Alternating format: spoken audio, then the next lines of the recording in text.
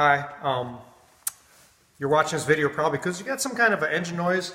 I've got this 3.8 liter Dodge minivan, and the guy practically gave me the car because he thought the engine was blown. And I thought I'd share with you some of the things that I found on this minivan. It wasn't a blown engine, it was far from it. But I thought I'd just share with you what I found, because it usually turns out that what goes wrong on one Chrysler seems to go wrong on all of them.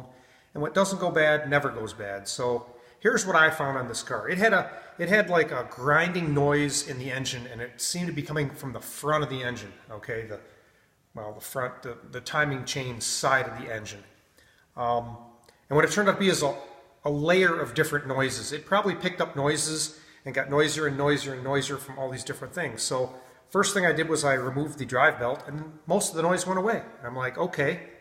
So I checked, and I found that this is the idler pulley, and this is the belt tensioner pulley. This pulley was bad, so I got a new one, and I thought, well, if I'm replacing one, if one went bad, the other one can't be far behind. They're cheap, so I replaced both of those, put the belt back on, and a lot of the noise was gone, but I still had noise. I'm like, okay, we're getting better, we're in the right direction.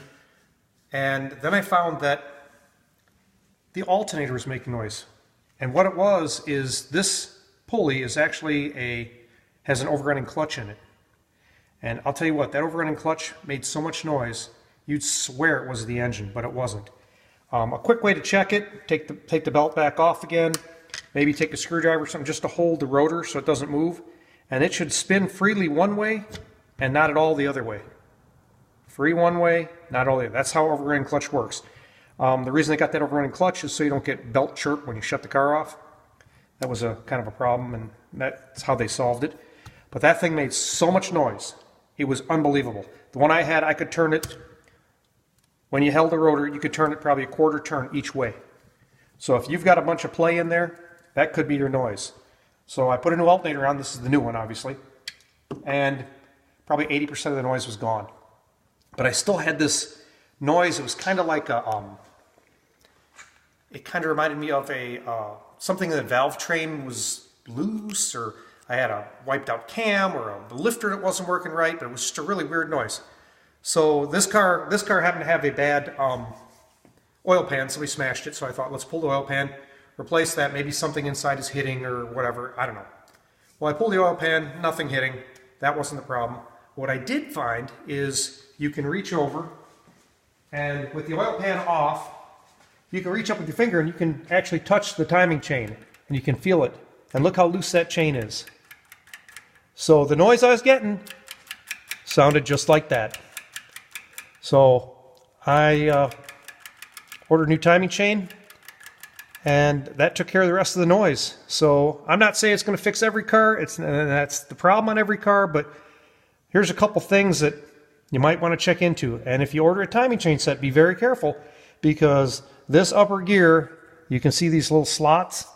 Different model years use different slots, so make sure you get one that's exactly the same, because this is what the cam sensor runs off of.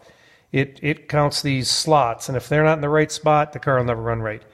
So check that. Just remove the pan, just put your finger in there, and you'll feel it if it's loose, because there's no tensioner on this. There's nothing. It just floats along there. So the 3.8's a good engine. It'll probably never jump time. It probably lasts forever if you want to put up with the noise, or if you want to get it perfect. That could be one of your problems right there. But that alternator was the big culprit, and the other stuff was just added things. And I think, as it slowly comes on, you get used to the noise, and you just keep going until finally it's so loud you're just like, wow, what's going on? So I just want to share that with you. Hopefully that'll give you some ideas on things that could be. Timing chain's not that hard to do. You take everything off and go through it and do what you got to do. So that's my video. Just thought I'd share my thoughts with you. It's a nice van. There's a lot of good vans out there that are probably going to junkyards for no reason. The 3.8 engine has been about as bulletproof an engine as Chrysler's ever built. So don't throw in the towel right away. Take the time, try and figure out what it is. If you take that serpentine drive belt off and the noise goes away, you know something that it's turning is causing your problem. So good luck. I hope this video helped you, and thank you.